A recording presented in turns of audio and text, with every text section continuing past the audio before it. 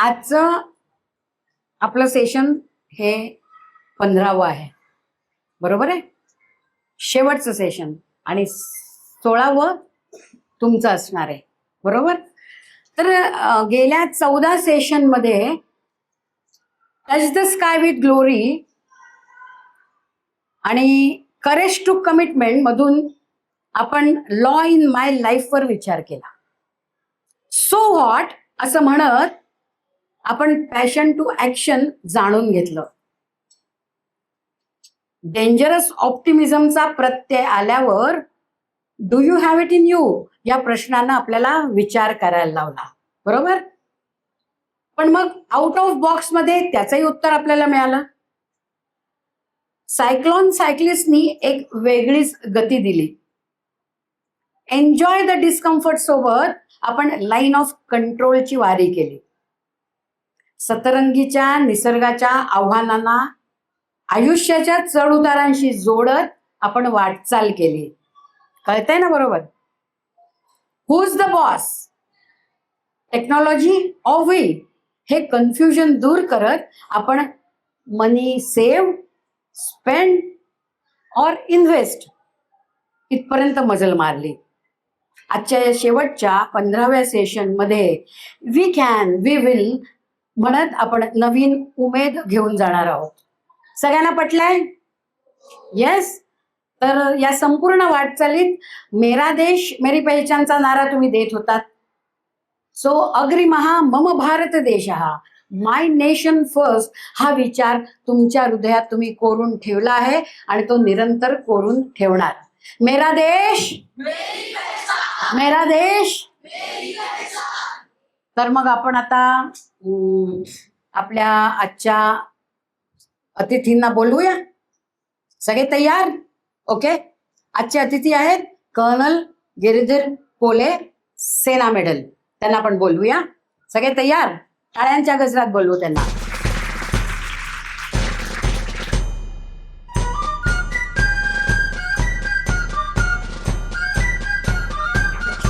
Most welcome. Thank you. काय नाव होतं सरांचं? नाव काय सांगितलं? शाबास, बरोबर आहे. तर सर मी आता जरा तुमची माहिती देते मुलांना. कर्नल गिरीधर कोले, सेना मेडल. आपण सैनिक स्कूल सातारा येथून शिक्षण पूर्ण केल्यावर नॅशनल डिफेन्स अकॅडमीमध्ये आपलं सिलेक्शन झालं. त्या प्रशिक्षणादरम्यान आपण प्रेसिडेंट ब्रॉन्झ मेडल पटकावलं. पुढे इंडियन मिलिटरी अकॅडमी मधून पास आउट झाल्यावर आपण गढवाल रायफल्स मध्ये कमिशन झाला. येस. आपण राजस्थान, पंजाब, जम्मू काश्मीर येथे अत्यंत प्रतिकूल परिस्थितीत सक्षमपणे कार्यभार सांभाळला. अतिरेकी विरोधी मोहिमा आपल्या समर्थ नेतृत्वाखाली आपण यशस्वीपणे पार पाडल्या. त्यामुळे आपल्याला सेना मेडल या शौर्य पदकानं गौरवण्यात आलं आहे. काँगोमध्येही युएनच्या कमांडरनं आपणास सन्मानित केलं. आजच्या 3Cs 4Dsच्या या अंतिम सत्रात आपलं मनपूर्वक स्वागत. थँक्यू व्हेरी मच येण्याबद्दल. थँक्यू मोठी. सरांना आपण गुड मॉर्निंग म्हणूया. 1 2 3. गुड मॉर्निंग अँड जय हिंद. आजचा विषय आहे काय विषय? हा विषय जरी असला तरी considering Giridhar here as a guest, मला असं वाटलं तो विषय त्याच्या बाबतीत काय होईल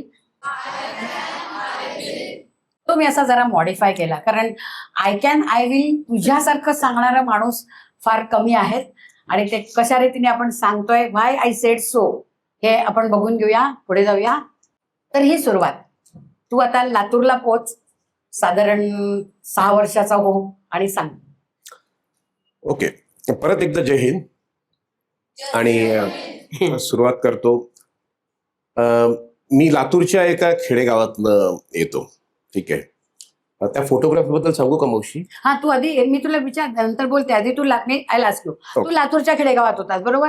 मला हे जे सर आहेत यांचा रेफरन्स याच्यासाठी हवाय की आई वडिलांनी तू तिथे राहण्यापेक्षा, वडिलांनी राहतात तुला कुठेतरी बाहेर पाठवायचं असं त्यांच्या खूप डोक्यात होतं. ते कारण काय आणि बाहेर तुला कुठे पाठवलं? मग आपण पुढे जाऊ. आता आईवडील शेतकरी आणि वारकरी, त्यांना काय वाटलं की बाबा आपला मुलगा जर आपल्या गावात राहिला तो शिकणार नाही, म्हणून त्यांनी ठरवलं की त्याला कुठेतरी पाठवायचं. तर तो जो फोटो आहे ते विठ्ठल हांजाळे सरांचा फोटो आहे. माझे गुरु आहेत ते काय करायचे, सैनिक स्कूलसाठी किंवा शांतिनिकेतनसाठी वगैरे क्लासेस घ्यायचे घरी आणि मुलं त्यांच्या घरी राहायची. आम्ही असे 3 ते 4-5 जण त्यांच्या घरी जवळपास 2 वर्ष राहिलो. वडिलांनी मला तिथे पाठवलं, आम्ही तिथे राहिलो आणि मग गुरुजींनी मला शिकवलं आणि मग पुढचा दरवाजा दाखवला. म्हणजे तू इतक्या लहान वयात आई वडिलांपासून दूर राहिलास, जिथे तुला कामं पण करावी लागत असणार सरांकडे राहिल्यावर हो बिलकुल. नॅचरली. आणि म्हणजे लक्षात घ्या, 6 वर्षाचा मुलगा आई वडिलांपासून दूर तिथे या सरांकडे राहतो आणि त्याच्यानंतर त्यांनी तुला जे तयार केलं त्याच्यामुळे तुझी एंट्री झाली सैनिक स्कूल सातारा. सो सैनिक स्कूल साताऱ्यात एंटर केल्यावर काय झालं? सैनिक स्कूल सातारामध्ये मी खरं तर शिरवळ अनपाळा, जिथं हांजाळे गुरुजी मला शिकवायचे मराठी मीडियम, मी मराठी मीडियम मधनं इंग्लिश मीडियम 6वीला सैनिक स्कूलला गेलो. सैनिक स्कूल सातारा. आता मराठी मीडियमचा मुलगा सैनिक स्कूलमध्ये इंग्लिश मीडियमला गेला. वर्ष जवळपास संपत आलं सैनिक स्कूलचं पहिलं वर्ष. माझे एक दामोदर बोडस सर म्हणून होते इंग्लिशचे, त्यांनी माझ्या वडिलांना बोलून घेतलं आणि वडिलांना म्हटलं तुम्ही गिरीधरला 6वी रिपीट करायला लावा. का? कारण तो इंग्रजीत कच्चा आहे. मी तुम्हाला सांगू इच्छितो मुलांनो, मी 6वी रिपीट केली, याच्यात मला कधीच दुःख वाटलं नाही आयुष्यामध्ये. कारण ती स्टेप जर मी आज घेतली नसती तर तुमच्या समोर मी आज थांबू शकलो नसतो. करेक्ट. म्हणजे पुढे जर जिंकायचं असेल तर 4 पावलं आपल्याला मागे यावं लागतं. हा अनुभव त्यांनी लहान वयात घेतला आणि त्याला ते जोरकस उडी मारता आली पुढे आणि म्हणून ते कर्नल या पदावर पोहोचू शकले. ही सैनिक स्कूल सातारामध्ये खालचा फोटो तुझा काय सांगतो? आता मी गावातनं गेलो होतो सैनिक स्कूलमध्ये, मला कुठेतरी एक चांगलं वातावरण भेटलं. स्पोर्ट्स असेल किंवा बाकीच्या को करिक्युलर ऍक्टिव्हिटीज असतील आणि त्याचा फायदा मला म्हणजे घ्यायला भेटला. आणि ॲज युजल मी गावातनं गेलो होतो, त्याच्यामुळं थोडंसं माझ्यामध्ये ताकद होती. मी एकदम दणकट होतो. क्रॉस कंट्री असेल, फुटबॉल असेल, व्हॉलीबॉल असेल, काही कुठलाही गेम असेल, मी एवढ्या चांगल्या प्रकारे पार पाडायचो आणि त्याच्यामध्ये एकदम बेस्ट राहायचो. आता मी तो फोटो जो आहे तो सातारा सैनिक स्कूल मधला, तो माझा क्रॉस कंट्रीचा फोटो आहे, ज्याच्यामध्ये की मी फर्स्ट आलो होतो. बरोबर आहे. राईट. म्हणजे तिथे पण तू लातूरून येणं, गावातनं येणं, थोडंसं 6वीत परत रिपीट करणं, याने तुझ्या वैयक्तिक आयुष्यात काहीही फरक पडला नाही. तू तिथे तुझी मेरिट्स दाखवत राहिला. म्हणजे तुझ्यामध्ये जी मेरिट्स होती ना गिरीधर, तुझ्या वडिलांनी ती ओळखली असणार. कारण I think your brother is farmer, शेतकरी आहेत तुझे बंधू. मग त्यांना त्यांनी नाही पाठवलं, त्यांनी तुला पाठवलं. सो मुलाचे पाय पाळण्यात दिसतात म्हणतात ना, आणि ते आई वडिलांना बरोबर कळतं. आईची माया असतेच ना, मुलाला बाहेर कसं पाठवणार. पण वडिलांनी स्ट्रॉंगली ठरवलं की ह्या मुलामध्ये वेगळे पोटेन्शियल्स आहेत, त्यामुळे आपल्या देशाला एक सक्षम नेतृत्व देणारा कर्नल लाभलेला आहे. त्याच्या वडिलांसाठी जोरदार टाळ्या दिल्या.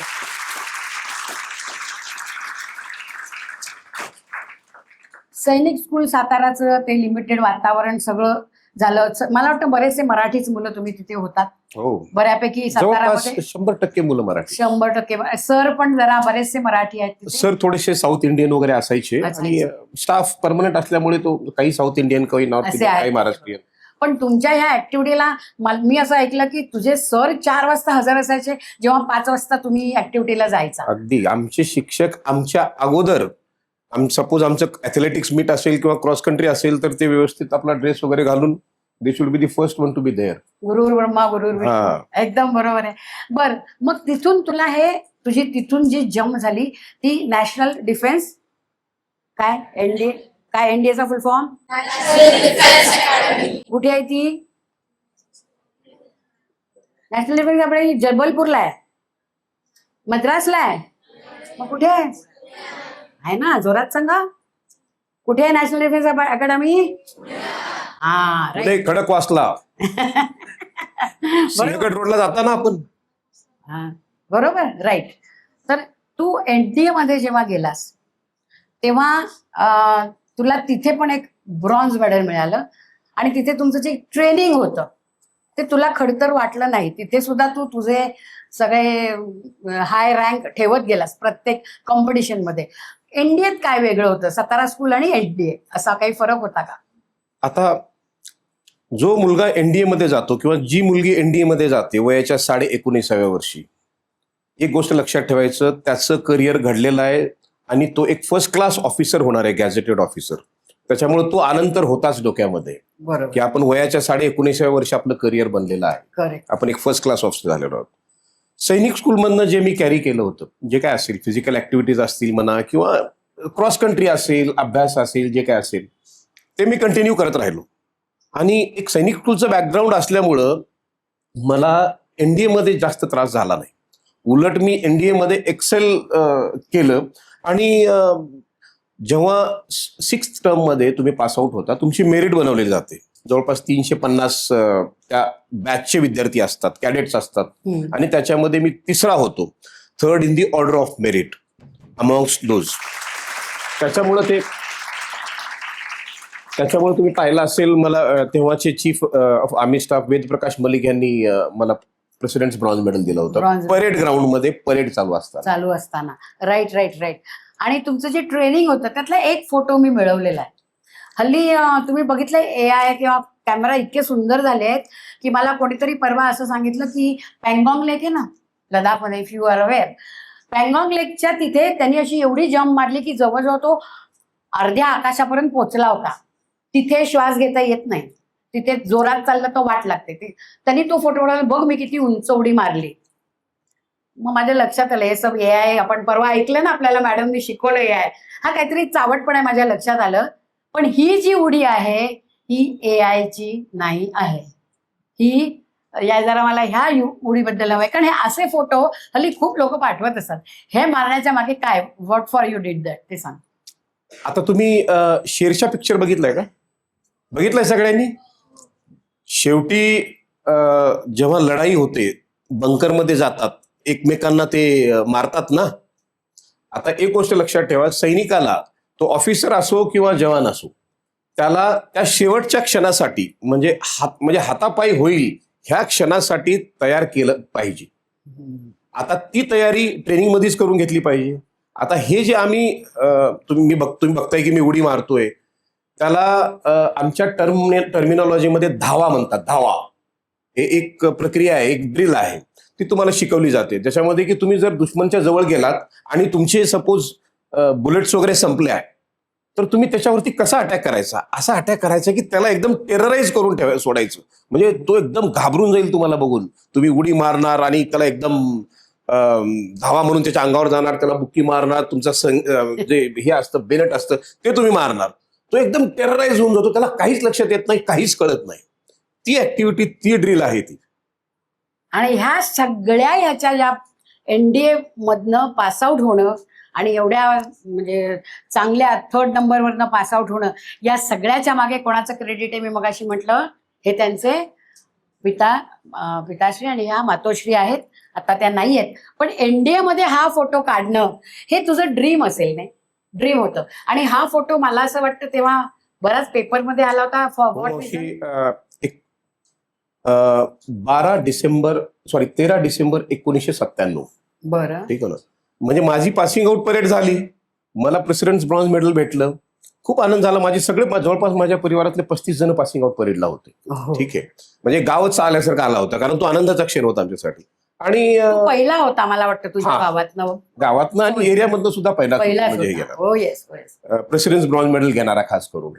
तर जेव्हा पासिंग आउट परेड झाली, दुसऱ्या दिवशी माझा भाऊ, जनरली काय आम्ही बहिणीकडेच राहायचो चिंचवडला वगैरे, आणि मी माझ्या मित्रांकडे गेलो होतो. माझा भाऊ गेला बाहेर सहज वॉक करायला, तो बघतोय तर न्यूजपेपर कुठला सामना, पुढारी, सकाळ, आणि त्या सगळ्यामध्ये आई वडिलांचे फोटोग्राफ आलेले आहेत. म्हणजे त्यांनाही एकदम असं सरप्राईज झालं, आणि त्यांनी ते पूर्णच्या पूर्ण पेपरचं बंडलच म्हटलं आम्हाला विकत द्या आणि तू घरी घेऊन आला. ठीक आहे. So it was so surprising. आणि तेव्हा कलर फोटो न्यूजपेपरमध्ये येणं 1997च्या वेळेस, आजकाल तर आपल्याकडे मोबाईल आहे, सगळं आहे. So that was the best part of my life. Means म्हणजे मी तुम्हाला सांगू इच्छितो बाळांनो, जर तुमच्या आई वडिलांची परतफेड करायची असेल तर असं काही करा जेणेकरून की तुम्हाला त्यांना खूप खूप खूप आनंद होईल, त्यांना एकदम आपल्या मुलाबद्दल चांगलं वाटेल. तो मी क्षण त्यांना दिला आई होता. वडिलांच्या ऋणांची परतफेड, बरोबर. ते ऋण काय आहे हे समजून घेतलं पाहिजे आपल्याला, आणि मग आपल्याला त्याची परतफेड कशी करायची हे कळतं. ह्या मुलांनी, आपल्याकडे विजय शेळके सर आले होते, wing commander, if you remember, ते लातूरून आले होते. कर्नल सचिन रंधाळे ते पण लातूरून आले होते. हे तिसरे लातूरून आलेले आहेत. एस्पेशली महाराष्ट्राच्या ग्रामीण भागातल्या मुलांना आई वडिलांचं अतिशय दखल घेतात ते, कारण त्यांच्यामुळे ती मुलं आज तुम्हाला थोडंसं इथे ओपन मिळतंय बरंच काही, तर तुमच्या लक्षातच येत नाही की आई वडिलांचा रोल काय आहे. तो असतो, तो समजून घ्या, तो पडद्याआड आहे असं समजा, यांच्या तो लक्षात असतो, आणि म्हणून ते एवढे त्यांचे ऋणाईत असतात. National defence academy to Indian military academy, because तू इन्फंट्री प्रिफर केलं, राईट. नाहीतर नेव्हीवाले कुठे जातात? नाही, जनरली आर्मीवाले जे आर्मी प्रेफर Army, करतात Army. They go to Dehradun. नेव्हीवाले they go to INS Ezhimala, ठीक आहे ना. हा. आणि जे एअरफोर्स चूज करतात ते डुंडीगलला जातात, डुंडीगल. Air force academy Right. डुंडीगलला जातात. सो तू इंडियन मिलिटरी अकॅडमी मध्ये पोहोचलास, येस. राईट. आता मला हा जो एक 5 पांडवांचा फोटो आहे, त्यात तू मला मुलांच्या लेफ्ट पासून सांग, पहिलं कोण आहे? म्हणजे सगळ्यात पलीकडे आपल्या एकदम राईटला बघितलं तर प्रवीण गणोरकर. हे आम्ही सगळे क्लासमेट्स आहोत ना. क्लासमेट. हा. प्रवीण गणोरकर, मग मी. हा. मग आपल्या कार्यक्रमासाठी लेफ्टनंट कर्नल सचिन रंधाले शौर्य चक्र सेना मेडल आले असतील ना. कर्नल सचिन रंधाळे आलेले. Correct correct correct. येस. आणि त्याच्यानंतर हा आमचा मित्र संतोष महाडिक, जी. कर्नल संतोष महाडिक शौर्य चक्र सेना मेडल, सेना मेडल. आणि कर्नल केदार कदम. केदार कदम. हे सगळे आमचे मित्रमंडळी. 5 जण तुझे सगळे. आम्ही Coursemate. तेव्हाचे जे कोर्समेट क्लासमेट्स जेव्हा होतो ना IIM मध्ये, तेव्हा काढलेला फोटोग्राफ. मला या कोर्समेट आणि क्लासमेटचं एक आश्चर्य वाटतं की मी जिथे जिथे गेले ना, बॉर्डरवर कुठे कुठे कुठे युनिटमध्ये, मला जर काही कुठलं दुसऱ्या ठिकाणचं हवं तर ते लगेच आपला कोर्समेट आहे ना, आणि ते फोन करायचे. म्हणजे कित्येक वर्षांनंतर सुद्धा तो कोर्समेट हा गिरधर असं म्हणून याला काय हवं त्याची मदत त्याला करणार.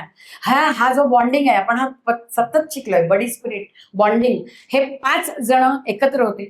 अनफॉर्च्युनेटली कर्नल संतोष महाडिक हे टेररिस्ट अटॅक मध्ये शहीद झाले. तर मला जरा फक्त त्यांच्याबद्दल माहिती हवी आहे, कारण ते सातारचे आहेत, त्यांना शौर्यचक्र सेना मेडल आहे. एक तुझा अनुभव संतोष महाडिक. संतोष आमचा क्लासमेट, आमचा बडी, आमचा कोर्समेट. तो राहणारा सातारचा, पोगरवाडी म्हणून गाव आहे, आणि दुसरं एक छोटंसं गाव आहे त्याच्याबरोबर आरे म्हणून, तिथला. आणि त्याचे वडील सुद्धा दुधाचा व्यवसाय करायचे साताऱ्याला, ठीक आहे. आणि तोही एकदम शेतकरी कुटुंबातनं. पण 21 पॅरा SF स्पेशल फोर्सेस हे त्यांनी जॉईन केलं. आता तुम्ही सर्जिकल स्ट्राईक्स ऐकले असतील ना, म्हणजे स्पेशल फोर्सेसचे जवान दुश्मनांच्या तुकडीवरती जाऊन अटॅक करून परत आलेले आहेत, ते special forces. So Santosh joined 21 para SF. Okay.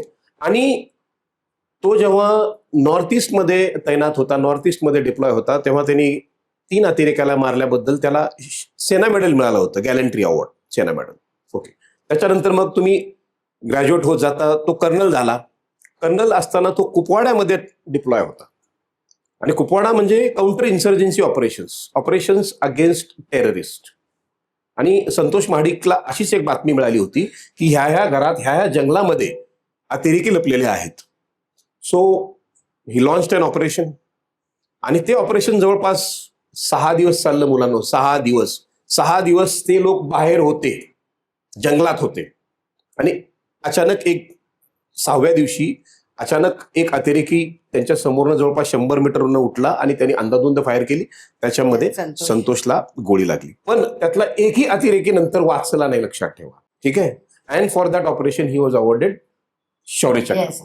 कसं आहे माहितीये, संतोष महाडिकांच्या त्या 41 RR मध्ये जेव्हा मी गेले होते, येस, तेव्हा त्यांच्या नावाने तिकडे त्या 41 RR ला नाव आहे, संतोष महाडिक गेट, मला वाटतं द्वार, संतोष द्वार असं आहे. आणि तिथले जे लोकल लोक होते, जेव्हा आम्ही काहीतरी बोलत होतो तेव्हा ते लोकल लोक मला म्हणाले की संतोष साहेब हमारे दिल में थे. म्हणजे इतकं लेवलला त्यांनी नुसतंच सैनिक म्हणजे अतिरेक्यांना मारतोय, युनिफॉर्म घालतोय, धावतोय, लढाई करतोय असं नसतं. त्यांनी तिथल्या लोकल लोकांमध्ये आपलं नाव इतकं प्रस्थापित केलं होतं की त्यांच्या अंत्ययात्रेला फौजी तर प्रश्नच नाही असणार, पण लोकल लोक सुद्धा तिथे धाय मोकलून जे रडले होते तेव्हा त्यांचं पार्थिव तिकडे कुपवाडामध्ये आणून ठेवलं होतं, तेव्हा संपूर्ण लोकल लोक आले होते. हा जो सैनिकामधला गुण आहे की ते देशासाठी करताना त्या मातीतल्या लोकांसाठी पण काम करतात, म्हणजे शत्रूशी तर लढतात पण आपल्या लोकल लोकांच्या संरक्षणासाठी किती लेवलला स्वतःचा जीव अर्पण करतात आणि लोकल लोकांच्या समस्या सुद्धा सोडवतात. हा एक यांचा वेगळाच गुण आहे. तो तुझ्या बाबतीत पुढे आपण ऐकणारच आहोत. एकच सांगतो, हा, बोल. संतोषच्या बाबतीत आणखी एक हा, आठवण बोल, निघाली बोल, म्हणून. बोल. एक ऑपरेशन सद्भावना म्हणून एक प्रोजेक्ट आहे होय. व्हॅलीमध्ये, खास करून म्हणजे काहीतरी लोकांसाठी, आवामसाठी चांगलं केलं पाहिजे. संतोषनी जवळपास 20 मौलवी, म्हणजे आपले जसे पंडित असतात ना तसं त्यांचे मौलवी त्यांनी पूर्ण भारत टूर साठी पाठवले होते. आपण असा विचार करू शकतो का? नाही करू शकत. He was a different person all together. मला ना RR मध्ये तो होता ना तेव्हा, ही वॉज इन राष्ट्रीय रायफल्स. राष्ट्रीय रायफल मध्ये आपले साहेब पण येतात. राष्ट्रीय रायफल्स हा एक विचार त्याच्यात एंटर होतानाच लक्षात असतं, आजचा दिवस माझा आहे. जसं पॅराएसएफ म्हणतात, आजचा क्षण माझा आहे, तसं ते म्हणतात. आणि या संतोष महाडिकांच्या कर्तृत्वाबद्दल मला अटल बिहारीजींची एक कविता आठवते, ती तुमच्या RR साठी पण योग्य आहे. बाधा है आती है आए, बाधा आहे आती है आए. बाधा मतलब तुम्हाला खडतरपणा आयुष्यात येणारच आहे, बाधा येणारच आहे. घिरे प्रलय की ओर घटाए, प्रलय पण येणार आहे. पाओ के नीचे अंगारे, सिर पर बरसे यदि ज्वालाए, निज हाथों में हंसते हंसते आग लगाकर जलना होगा, कदम मिलाकर चलना होगा. आपल्या आयुष्याचं बलिदान द्यायला लागलं तरीही ते तिकडे पुढे जातात. आपल्या हातामध्ये जणू काही असी धारा व्रत घेऊन निघालेले सैनिक आहेत, त्यांच्याकडे पण एकदा जोरदार टाळ्या. इथून तू तुझं गढवाल रेजिमेंट मध्ये गेलास, तुमची ऐकूया आपण. यस, जी, बडे regiment चलो song. बडे चलो गढ़वालियों बडे चलो. कदाचित हा नाच करायला माहित नाही. बड़े चलो गढ़वालियों बड़े चलो, सिंह की दहाड़ पर, जुल्म के पहाड़ पर, दुश्मनों के सीने से चढ़े चलो. बड़े चलो गढ़वालियों बड़े चलो, बड़े चलो गढ़वालियों बड़े चलो.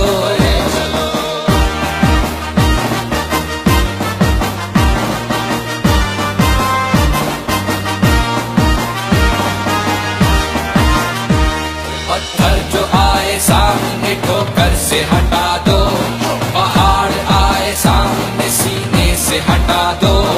ये आंधियां अगर बढ़े करे मुकाबला, तुम आग बनकर आंधियों के पंख जला दो, पंख जला दो. बड़े चलो गढ़वालियों बड़े चलो, बड़े चलो गढ़वालियों बड़े चलो.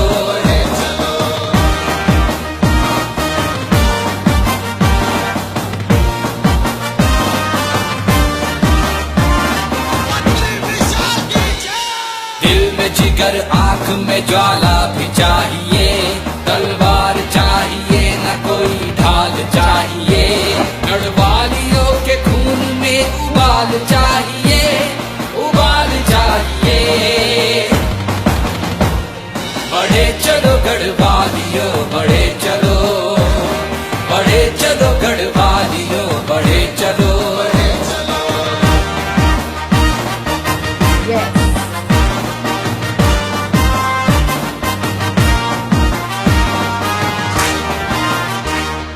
शबास. हे सगळे डोंगराळ भागातले गढवाली.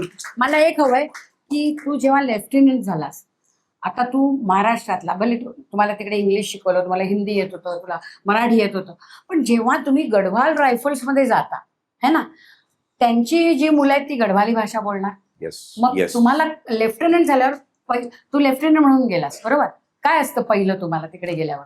तुम्ही जेव्हा तुमच्या रेजिमेंटमध्ये, युनिटमध्ये कमिशन होऊन जाता, आता तुम्हाला प्रत्येक जवानाची, प्रत्येक सुभेदारची, प्रत्येक ऑफिसरची ओळख व्हायला पाहिजे. आणि मी मराठी, ते गढवाली, मग आम्ही एकमेकांना कसं ओळखणार, एकमेकांना कसं मिळून मिसळून राहणार? ठीक आहे. तुम्ही आधी राहता त्यांच्या बरोबर ना. आम्ही काय करतो, तिथे युनिटमध्ये गेल्यानंतर 1 महिना तुम्हाला कंपल्सरी तुमच्या जवानांच्या बॅरेक्समध्ये राहायला लागतं. बरॅक्स मध्ये. हा, ते ऑफिसर असलात तरी. ऑफिसरही असला तर तुम्हाला मेसमध्ये राहू देत नाही.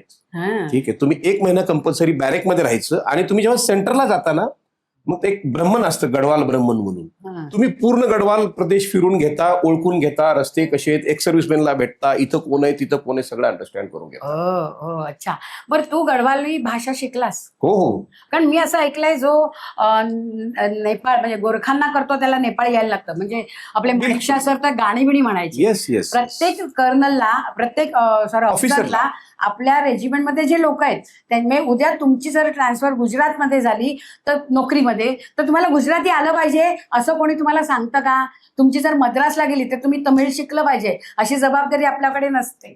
असंच नाही, आपण इंग्लिशमध्ये कॉन्टॅक्ट करणार, पण यांना त्या मुलांची भाषा आली पाहिजे कारण ते लोकल त्यांच्याबरोबर काम करतात. मग तू आम्हाला जरा मुलांना ही भाषा सांग. मी तुला एक प्रश्न विचारते. हो. ते तुला जर म्हणले की सर आप सुंदर हो, तर काय म्हणतील? ओ बोला भाई, तू बडं सुंदर माछी. हा. ओके. नंतर त्यांनी असं म्हटलं की कुठे चाललास, असं तू विचारलं. ए बोलो ककजान चान, ओके. कहाँ जा रहे हो? कहाँ जा रहे हो? बुला बुला मतलब बड़े भाई कहाँ जा रहे हो? ककजान चान. आणि तुम्ही त्यांना बुला म्हणता, बुला. बरोबर. तुझं नाव काय? तुम्हारा नाम कैसे? अच्छा. आणि ते मेरा देश मेरी पहचान कसं म्हणतील? मारो माटी, सॉरी, मारो देश मारो पहचान. हे थोडक्यात काय म्हणता माहितीये का, दुसऱ्या भाषांशी पण थोडस कनेक्टेड आहे. कनेक्टेड. तो मारो मेरा देश, राईट राईट. मारो पहचान. आणि तो फायरिंग कसं द्यायचा असं एखाद्याला देताना त्या भाषेत, त्या भाषेत गडवाले. फायरिंग. आता आपण जेव्हा म्हणजे गडवालीला जेव्हा विचारलं ना आपण, ए बुला कैसा है तू, वो बोलेगा कि साहब ठीक ठाक ही है साहब. अगर वो ऐसा बोलेगा तो इसका मतलब कुछ प्रॉब्लम है. ठीक है ना. अगर बोलेगा हाँ साहब ठीक ठाक है साहब, तो इसका मतलब सब कुछ ठीक ठाक है. तो जिसने बोला ना साहब सब कुछ ठीक ठाक है, इधर आ जाओ. क्या हुआ, क्या प्रॉब्लम है? हाँ साहब छुट्टी छाटी साहब इसको बुलाओ, ऑफिस में लेके आओ इसको. ठीक है ना. तो म्हणणार क्या हुआ, क्या प्रॉब्लम है? साहब वो बच्चों की बहुत याद आ रही साहब, मेरे को छुट्टी जाना चाहता. ठीक है, कितना दिन जाना है साहब? अगर 2 महीने अगर मिल जाए साहब तो बढ़िया रहेगा साहब. 2 महीने? और तू भी बच्चों के, एक काम कर, 1 महीना छुट्टी अभी जाए, 1 महीना छुट्टी बाद में जाएगा तू, जब पलटन दे पाएगी तब. पण हे तू गडवालीमध्ये त्यांना काय सांगणार? गडवात नाही, जनरली आपण जेव्हा नॉर्मल बोलतो Normal ना बोलतो तेव्हा तेव्हा गडवालीमध्ये बोलतो. हा, पण जेव्हा आपण ऑफिसमध्ये वगैरे असतो ना तेव्हा ही प्युअर हिंदीमध्ये. प्युअर हिंदी. Okay okay. आपण पुढे जाऊया. आता तुम्ही एस्टॅब्लिश झाले, लेफ्टनंट झाले, त्याच्यानंतर तुमची पोस्टिंग येणार. मग लेफ्टनंटचे तुम्ही कॅप्टन झाले, कॅप्टनचे तुम्ही मेजर झाले, मेजरचे लेफ्टनंट कर्नल झाले, लेफ्टनंट कर्नलचे कर्नल झाले. आता हे जो फोटो आहे तो तुम्ही कर्नल असतानाचा आहे, बांदीपुराचा. बर, आता या फोटोचं काय सांगशील? म्हणजे इथे मला I can see you here wearing a cap. Yes. Easy mood मध्ये दिसताय तुम्ही सगळेजण, पण प्रत्येकाच्या छातीवरती बुलेट प्रूफ जॅकेट आहे आणि डोक्यावरती पटका आहे. पटका आणि बंदुका तर तुमचा अवयवच आहे. ते नेहमी तुमच्या बरोबर, तुम्ही झोपलात तरी बंदूक तुमच्यावर असलीच पाहिजे, तुमची गन. तुम्ही बाथरूमला सुद्धा गेलात फील्डमध्ये तर तुम्हाला तुमची गन तुमच्या बरोबर घेऊन जायला लागते, कारण अतिरेकी कधी काय करतील काय सांगताय. ठीक आहे. आता ही तुमच्या गर्लफ्रेंड पेक्षा जवळची. Yes yes. आम्ही कधी कधी तर आर्मी, नेव्ही आणि एअरफोर्स मध्ये 2 गोष्टी आहेत. फील्डमध्ये तुमचं आय कार्ड आणि तुमची बंदुकीच तुमचं मंगळसूत्र, लक्षात ठेवा. ठीक आहे. ते कोणी घेऊन जाऊ शकत नाही आणि ते चोरूही शकत नाही. मग इथे तुम्ही जरा लेजर मध्ये बसलेले आहात, पण तुम्ही असेच फोटो काढले. एवढं म्हणजे माझ्यासाठी ऍज अ कमांडिंग ऑफिसर थोडंसं लेजर ठीक आहे, पॉसिबल आहे, पण बाकीचे जवान तुम्ही बघितले असेल तर कोणी लेजरली ड्रेसेस मध्ये नाही. आम्ही जेव्हा बांदीपूरमध्ये डिप्लॉइड होतो ना, तेव्हा तुम्हाला एक एरिया दिला जायचा 100 square kilometre bye 100 square kilometre, आणि त्या एरियामध्ये तुम्हाला ऑपरेशन्स लॉन्च करायला लागायचं. ऑपरेशन्स मध्ये कसं, अतिरेकी जेव्हा तुमच्या एरियात येतात ते काय असं कुठल्याही घरात राहत नाहीत. ते कुठंतरी उंच पहाडीवरती आपला हायडआउट बनवतात आणि लपून राहतात तिथे. म्हणजे त्यांची जेवणाची सामग्री असते, त्यांचं बरंचसं काही सामान तिथं ठेवलेलं असतं. मग आपण काय करणार, जेव्हा नॉर्मल डेज असतात, जिथे की म्हणजे वेदर जर क्लिअर असेल तर मग तुम्ही सर्च ऑपरेशन कॅरी करता, एक रेकी कॅरी आउट करता. तुम्ही जाता पहाडावरती जाता, बघता की इथं कुठं हाईडआउट दिसतोय का, कोणी आपल्याला तिथं तो मेंढपाळ भेटतोय का, काही इन्फॉर्मेशन मिळते का. असंच एक ऑपरेशन आम्ही लॉन्च केलं होतं. आणि सहसा असे फोटो तुम्ही काढू शकत नाही ऑपरेशनमध्ये, पण तेव्हा आम्ही सर्च ऑपरेशनसाठी गेलो होतो, रेकी ऑपरेशनसाठी गेलो होतो. हा एक उंच पाडीवरती काढलेला फोटो होता. काढलेला आहे म्हणजे जो आजूबाजूला कोणी नव्हतं. विजय सरांचं कोणाला आठवत आहे? तुझे आपले विजय विजय काय शेळके, केलं होतं विंग की कमांडर विजय. त्यांना खरं कॅमेरा अलाउड नव्हता त्यांच्या फ्लाईंगच्या वेळेला, आणि त्यांच्याकडे साधा कॅमेरा होता. त्यांनी त्याचा सेल्फी सारखा काहीतरी उलटा केला, आपल्याला सांगितलं होतं आठवत आहे. आणि ते बोलले मी खरं चुकीचं केलंय, तेही सांगितलं त्यांनी. आणि त्यामुळे त्याचा तो एक फोटो अवेलेबल होता. अच्छा, तू ते मी असे तुम्ही फिरता शोधता सगळं काम करता, आणि मग अचानक काय होतं, कारण कर्नल साहेबांची गाडी चालू असते आणि क्यूआरटी म्हणतात त्याच्या मागे पुढे तुझ्या क्यूआरटी क्विक रिॲक्शन टीम. ते वॉ करत जातात आणि कर्नल साहेबांची गाडीमध्ये असते मागे पुढे, आणि ते क्यूआरटी वाले सगळ्यांना बाजू बाजू असं करतात, बरोबर ना. आणि कर्नल साहेब म्हणजे सगळ्यांना माहिती आहे मध्ये कर्नल बसलेत. अशा वेळेला काय झालं, तू निघाला होता आणि मग स्टोरी काय याच्यामध्ये? तुम्ही काही नावं ऐकली असतील.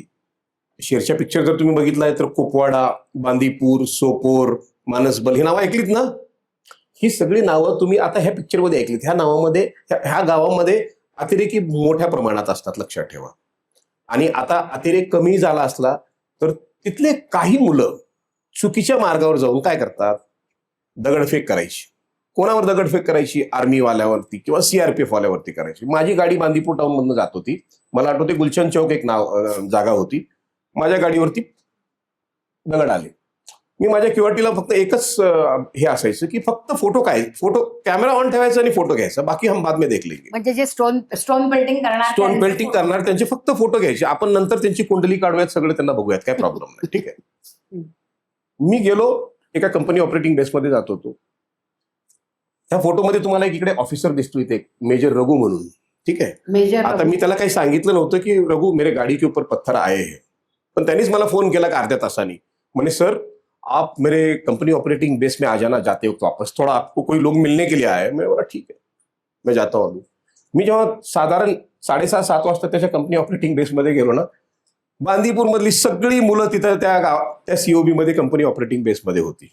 म्हणजे ही जी मुलं आहेत ही सगळी बांदीपुराची लोकल मुलं आहेत. येस. आता तो एक परेडचा फोटो नाहीये, आता हा फोटो नंतरचा आहे. म्हणजे त्या ज्या मुलांनी दगड मारले होते त्यांना आयडेंटिफाय केलं गेलं होतं.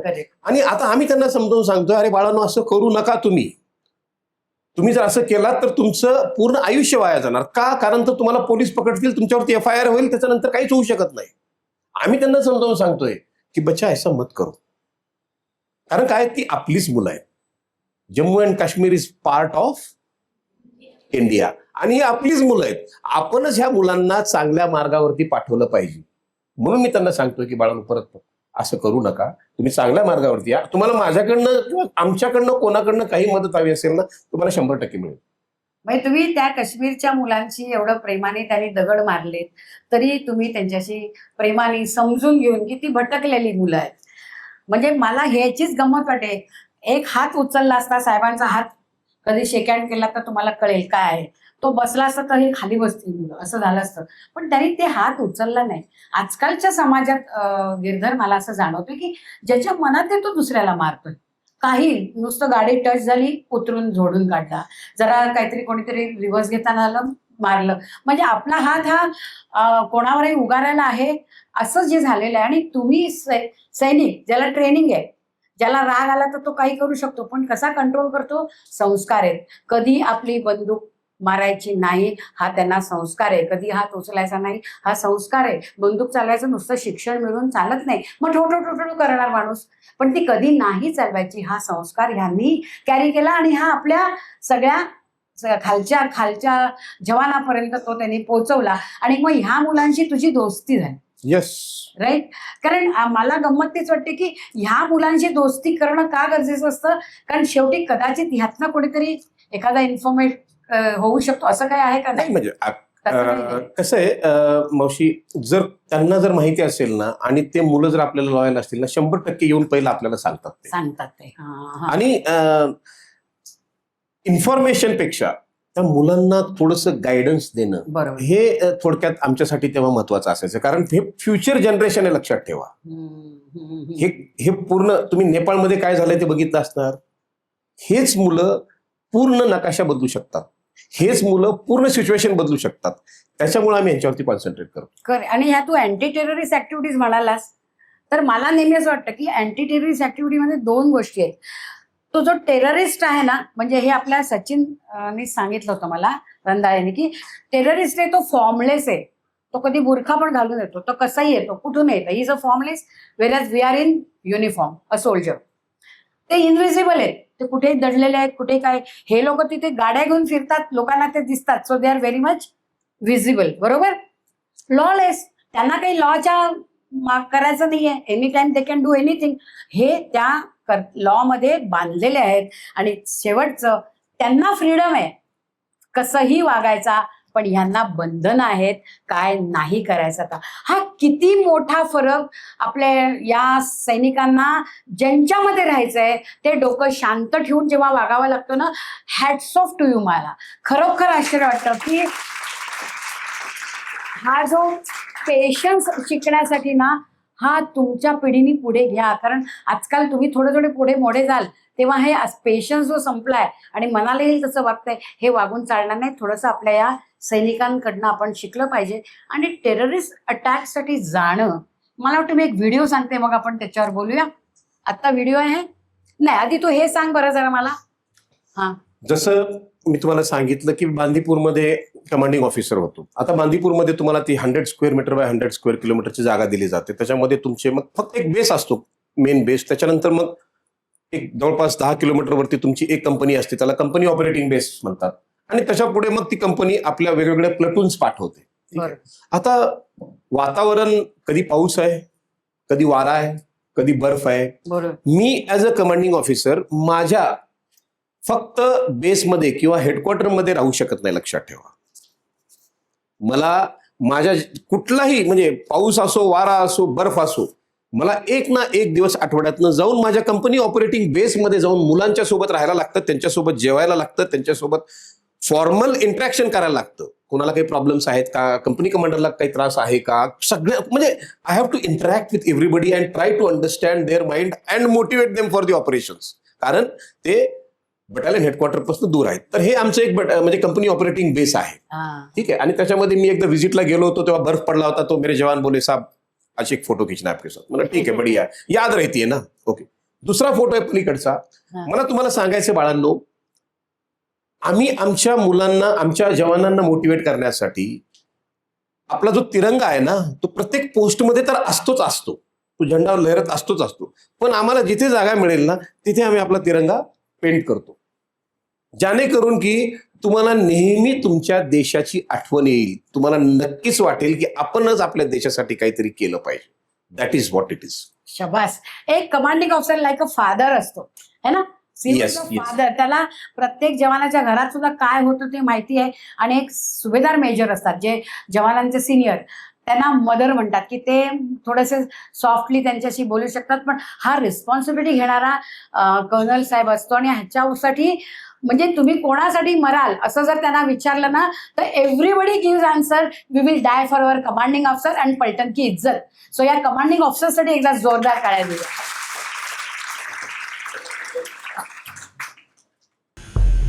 मैं आम्बुज लेके जा रहा हूँ 21 नंबर पे। हाँ साहब। आप लेके जाओगे 23 नंबर पे। ठीक है साहब। तो सभी एम्बुश में अलर्ट रहेंगे। सबके पास नाइट विजन इक्विपमेंट्स है? हाँ साहब। सब क्लियर है? हाँ साहब। रेडी हो जाओ।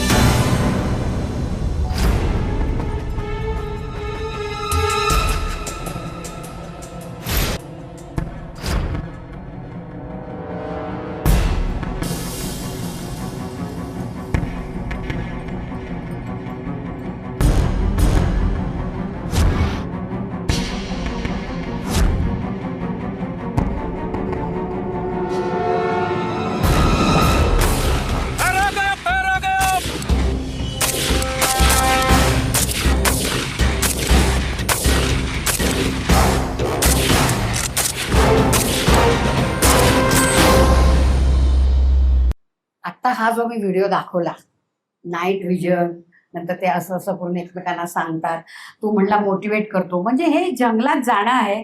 कदाचित त्यांनी आधी बघितलं, कारण ते कुठेही असतील तर तुम्ही त्यांना चक्क पुढे जा, परत याल उत्तम आहे, नाही आलात तर लढा, हे मोटिवेट करून घेऊन जातात. तुझी एखादी मला स्टोरी पाहिजे की तू अँटी टेररिस्टच्या ये सांबा था उधर का, म्हणजे तिथले लोक याला घाबरत होते, टेररिस्ट. सर गेले तर ते खुशच झाले तिथनं जो बाहेर पडल्यावर. सो टेरर बताओ आपका क्या था उधर. म्हणजे बांदीपूर पेक्षा मी तुला एक पूंछचा इन्सिडेंट सांगतो. कोई भी अँटी इन्सिडेंस. माझ्या मिसेस इथं बसलेले आहेत आणि वी वर जस्ट एंगेज्ड, म्हणजे आमची एंगेजमेंट झाली होती नुकतीच बरं का. आम्ही पूंछ मधनं ना, म्हणजे आपल्या एरियातनं पाकिस्तानच्या एरियामध्ये एक नदी जायची, पूंछ रिव्हर, आणि त्या पूंछ नदीच्या जवळपास एक माणूस यायचा रोज, कधी 8 वाजता, कधी 9 वाजता, कधी 10 वाजता, कधी 11 वाजता, आणि वरती HSTI होता. मग त्या HSTI ते पाहिलं पहिल्या दिवशी आणि आम्हाला सांगितलं, साहब वो एक बंदा आ रहा है पानी की तरफ और वो आ रहा है, कुछ 15 मिनिट बैठ जाता है फिर वापस चला जाता है. म्हणजे हे जवळपास एक 10 ते 12 दिवस चाललं. आणि मग ते सीओला कळलं की that time I was a company commander. मग ते सीओला कळलं की, अँड देन सीओ सेड की यार what is this happening, you just take care of him. Okay, that was the order. So आता तुम्ही कधी जर जम्मू काश्मीरला गेलात मुलांनो, तिथल्या नदीमध्ये पाय ठेवून बघायचं कधीतरी, पाणी किती थंड असतं तुम्हाला लक्षात येईल. ठीक आहे. तर मग आम्ही ठरवलं की आज हा येतोय, पण त्याच्या मागं मग आम्हाला 4 माणसं सुद्धा दिसली, म्हणजे ते अतिरेकी कन्फर्म. ओके, मग आता ठरवलं ह्यांचं इन्फिल्ट्रेशन तर होऊच द्यायचं नाही. ओके, मग तो मनुष्य, म्हणजे तो गाईड होता बेसिकली, लक्षात ठेवा. तो रोज यायचा, तिथे बघायचा पाणी किती खोल आहे, आम्ही कुठनं रस्ता काढू शकतो, कुठं जाऊ शकतो. आता बहुतेक त्या मागच्या 3-4 थोडीशी ह्यांची हालचाल लक्षात आली असेल, त्यांनी तिथेच थांबले आणि हा माणूस आला. मग तेव्हा आम्ही काय केलं, आम्ही 2, माझा बडी होता एक सुभेदार संतोख सिंग, ठीक आहे, मी त्याला घेऊन गेलो. आम्ही पाण्यातनं गेलो आणि नदीमध्ये एक छोटासा आयलँड होता, त्याच्यावरती आम्ही बसलो. तोपर्यंत आम्हाला लक्षात येत होती की आमचे पाय किती थंडावलेले आहेत आणि त्रास होत होता बरं का. पण तो मनुष्य आला, म्हणजे विदिन मतलब फ्यू सेकंड्स पॉइंट ब्लँक आम्ही 2, जास्तीत जास्त मला वाटतं मी तेव्हा 2च बुलेट फायर केले असतील, त्यांनी 2 बुलेट फायर केल्या होत्या, and he was bang into water. ठीक आहे, तो पाण्यात पडला होता. आता जेव्हा आमच्या 4च गोळ्या फायर झाल्या ना, तेव्हा आम्हाला लक्षात आलं की आता पाकिस्तानच्या ज्या पोस्ट आहेत त्या आम्हाला सोडणार नाहीत. मग आता काय करायला पाहिजे. आणि सकाळचे 4 तरी वाजले होते.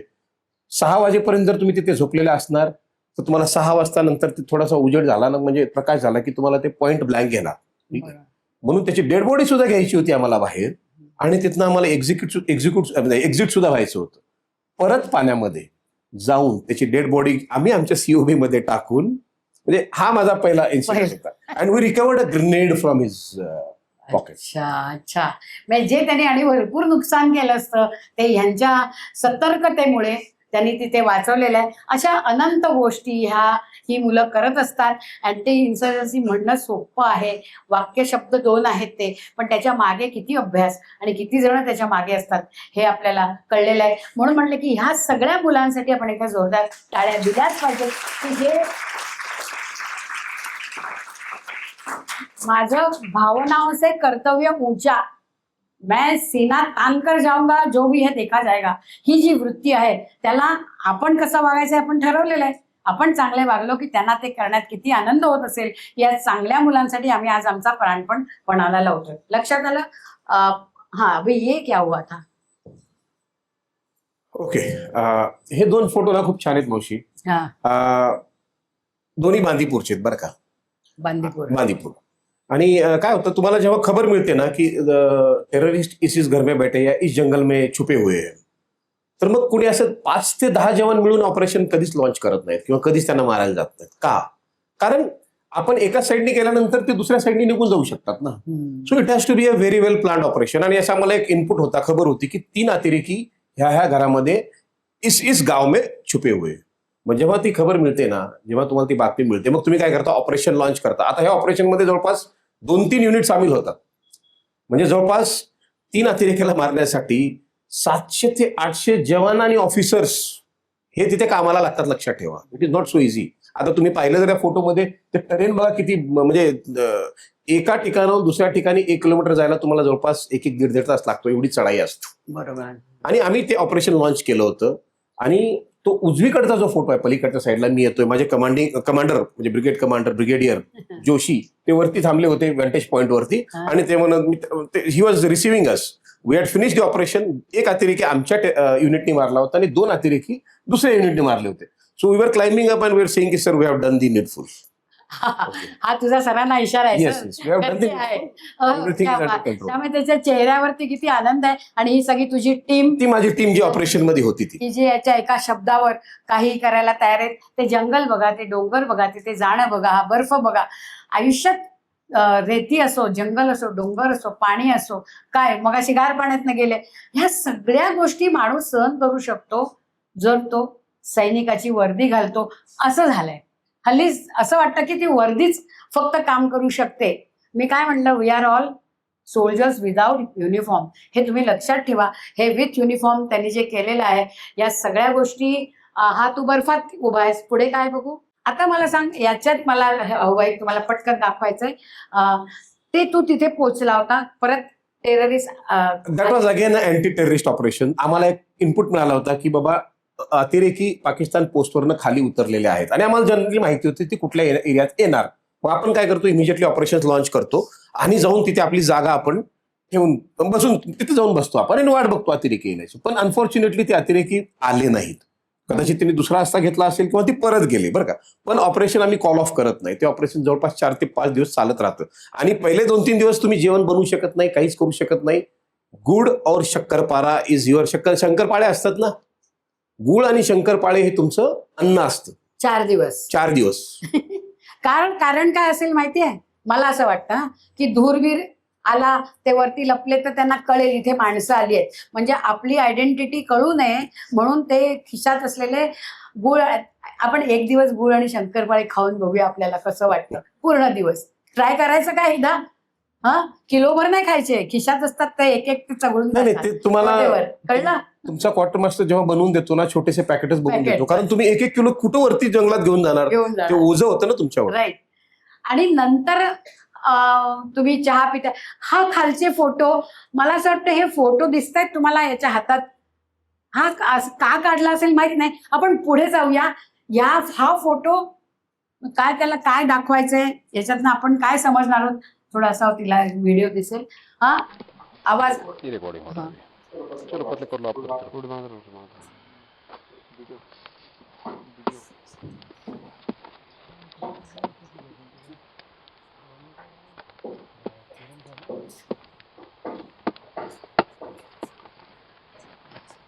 बाटलीनी त्या थाळीच्या मागे पोळी केलेली आहे व्यवस्थित. आता बघा ती कुठे भाजतायत. वरती पत्रा, त्या पत्र्याचाच एक पत्रा आहे जी त्यांचा तवा आहे. आपल्याला जमतच नाही, आपल्याला ते हल्ली वेगळे. कोई बात नहीं. आणि सगळ्यात चांगली रोटी आहे, लक्षात ठेवा. ही सगळ्यात बेस्ट जेवण तुमचं आहे. सगळ्यात बेस्ट जेवण, ठीक आहे ना. ताजा फुलका आणि गरम गरम फुलका विथ सम चटणी और सम आचार. आणि असा बनवायचा. मिळतील ती लाकडं एका पत्र्यावर. आपल्याला कुठला तवा लागतो हल्ली, तो नॉनस्टिक. होत नाहीत आमच्या पोळ्या. अरे नाही होत, ते चिकटतात. पत्र्यावर केल्या आणि त्याच्यानंतर तिथे याचा स्वाद वेगळा. आणि हल्ली असं चुलीवर केलेलं खायला या म्हणून आपण जे कौतुकाने खातो, यांना हे खरं खावं लागतं. आमचा हा मुलगा जो ही पोळी पण करतोय, जो हे गॅस पण लावतोय, तो नंतर बंदूक घेऊन पण उभा आहे. असं नाही आहे की त्याने स्वयंपाक केला म्हणून तो बसला है ना. आपके साथ वो दौडेगा भी बाद में. ह्या सगळ्या they are all in one. Complete man म्हणावं ना, असे हे जवान 2 कर्नल्स आहेत. एकदा त्यांच्यासाठी परत जोरदार टाळ्या. मला क्विकली सांग, तू कॉंगोला कशाला गेलेला. मुलांना तुम्ही युनायटेड नेशन्स नाव ऐकलंय का. युनायटेड नेशन्स ते पूर्ण जगभर काम करत असतात. ओके. तर युनायटेड नेशन्सच्या मार्फत भारतीय सेना डेमोक्रेटिक रिपब्लिक ऑफ काँगोमध्ये, आफ्रिकेमध्ये सुद्धा डिप्लॉइड आहे, लक्षात ठेवा. आता हे तुम्ही बघताय, आम्हाला तिथं ब्लू टोपी म्हणजे ब्लू हेल्मेट दिले जाते. So we are called as blue helmet. Okay. आणि इंडियन कंटिंजंट और any other contingent, UN is called as a blue helmet. Okay. तुम्ही तिथे भरपूर त्रास आहे. आपण एकदम चांगल्या ठिकाणी जगतोय, लक्षात ठेवा. फार सिक्युअर्ड आहोत आपण, तरी पण तिथं खूप त्रास होतो लोकांना, खूप अतिरेक आहे तिथं. त्याच्यासाठी आम्हाला तिथं डिप्लॉय केलं पीस साठी, पीस किपिंग ऑपरेशनसाठी. पीस. आता तू बघितलं असशील मावशी, तुला काही अतिरेकी आम्हाला क्रॉस करताना फोटो दिसत आहेत आणि त्यांच्याकडे पण बंदूक आहेत. इकडे उजवीकडे बघ, त्याच्याकडे एक रायफल आहे. हो हा पहिला, दुसरा, तिसरा, करेक्ट. ठीक आहे. फक्त यांना आम्हाला एवढं सांगायचं असतं की तुम्ही तिथल्या लोकांना, गाववाल्यांना त्रास देऊ नका. बाकीचं तुम्हाला काय तिथलं मायनिंग करायचंय, तुम्हाला तिथले चांगले पदार्थ घेऊन जायचे, तुम्ही घेऊन जाऊ शकता, काही प्रॉब्लेम नाही. फक्त गावाला त्रास द्यायचा. त्रास आहे. पण मी असं ऐकलं की ते UN वाले पण, म्हणजे इव्हन काँगोचे लोक सुद्धा इंडियन आर्मीवर खूप फेथ आहे त्यांचा. ऍब्सोल्युटली. युनायटेड नेशन्स मध्ये भरपूर, म्हणजे जिथं जिथं आर्म फोर्सेस डिप्लॉइड आहेत तिथं इंडियन ट्रुप्सची खूप माग असते, लक्षात. कारण आपला तो म्हणजे आयरन फिस्ट वेलवेट ग्लो म्हणतो ना आपण. आयरन फिस्ट, जब डंडा मारना है तो डंडा मारना है, जब पकड़ना है तो उसको प्यार से पकड़ना है, अच्छे मखमल की तरह पकड़ना. ओ क्या बात आहे, गुड. आणि तुला हे फॉर बांदीपूर. फॉर बांदीपूर म्हणजे तुझ्या टेररिस्ट किती ज्या ऍक्टिव्हिटीज झाल्या आणि किती तू देशाला सिक्युअर करण्यासाठी झगडलास, त्याचं त्यांना काय मिळालेलं इथे, काय मिळालं शौर्य पदक. त्याच्यासाठी क्या बनताय.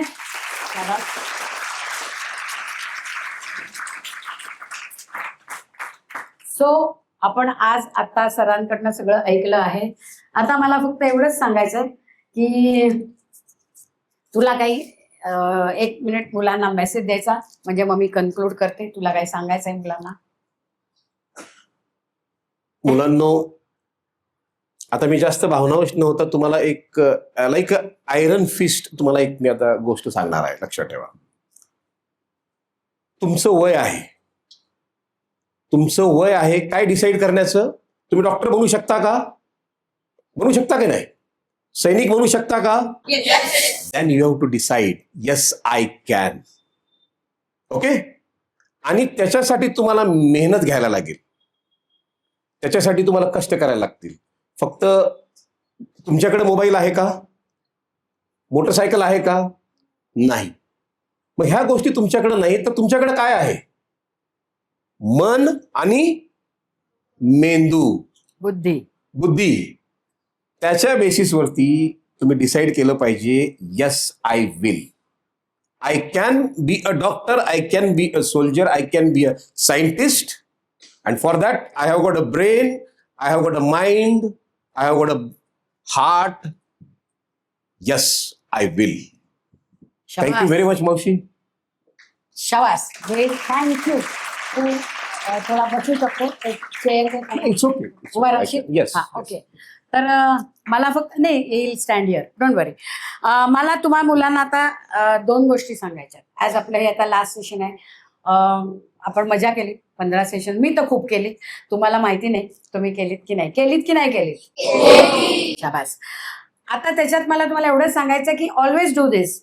Ask not what your country can do for you.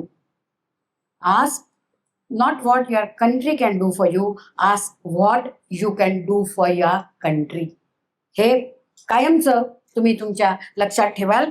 आणि जसे ही मुलं आपल्याकडे सगळीजण आली होती, प्रत्येक from first session to last जे जे आपल्याकडे आले होते ते सगळे डाऊन टू अर्थ होते. डाऊन टू अर्थ म्हणजे त्यांचे अगदी आकाशात उठणारा विजय सुद्धा जमिनीवर पाय ठेवून होता, हवेत फिरत नव्हता. ह्या डाऊन टू अर्थचा मराठीचे टीचर किंवा तुमच्या कुठल्याही टीचरकडनं नीट अर्थ समजून घ्या. मला आता ते सांगायला वेळ नाहीये, पण 2 लाईनमध्ये मी सांगू शकते की हमेशा इतने छोटे बनो, हमेशा इतने छोटे बनो कि हर व्यक्ति तुम्हारे साथ बैठ सके. समझ गए.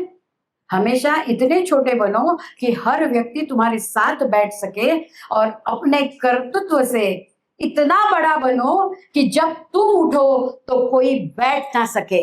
आज ही तुमच्या अंगामध्ये ताकद आली पाहिजे, राईट. आणि आपल्या सगळ्या सेशनचा जो गोषवारा घेतला तर आपण ह्या सगळ्या गोष्टी सीज डीज बरोबर अनेक ज्या गोष्टी, अनेक सीज, अनेक डीज, अनेक ए, अनेक वेगवेगळ्या गोष्टी, मराठीतला च, आपण बरंच काय काय केलेलं आहे. ह्या सगळ्या गोष्टींचा जर तुम्ही पूर्णपणे, हा जसं आता सांगितलं की मनाबरोबर बुद्धी दोघींचा जर तुम्ही ताळमेळ केला, तर मला असं वाटतं की तुमची ही बॅच मला काही वर्षांनी नक्की सांगेल की यस, आम्ही या गोष्टीचा फायदा झाला आणि ह्या गोष्टी आम्ही केल्या. तर आता एक आपण शेवट एक सॉन्ग म्हणणार. सॉन्ग म्हणण्यापेक्षा एक अभंग आहे तुकाराम महाराजांचा, हा, त्याच्याने आपण एंड करणार आहोत. तो काय आहे तो मी तुम्हाला मागे सांगितलं. मी असूर आहे, मी बेसूर आहे, पण मला त्यातला तुम्हाला अर्थ सांगायचा आणि तुम्ही मला साथ देणार. काय आहे तो? ते काय म्हणतात? आम्ही बिघडलो तुम्ही बिघडाना. आम्ही बिघडलो तुम्ही बिघडा, असं आहे. आम्ही बिघडलो तुम्ही बिघडाना. आम्ही बिघडलो तुम्ही बिघडाना. आम्ही बिघडलो तुम्ही बिघडाना. सागराच्या संग नदी बिघडली, सागराच्या संग नदी बिघडली, नदी बिघडली सागरमय झाली. आम्ही बिघडलो मय झाली, आम्ही बिघडलो तुम्ही बिघडाना.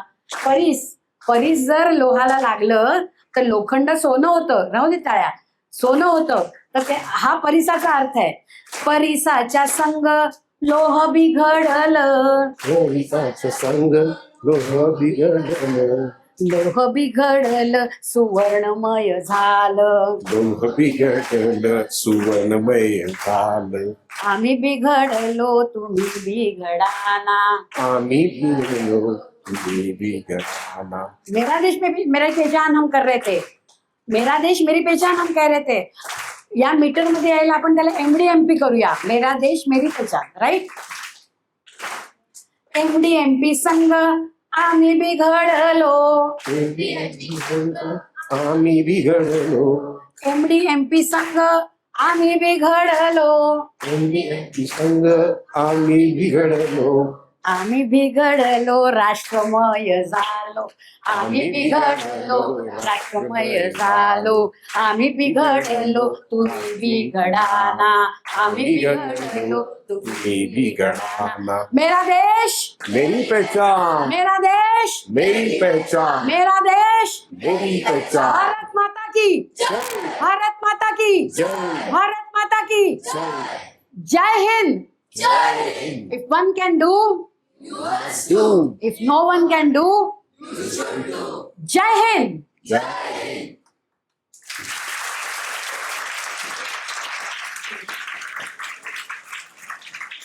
Thank you.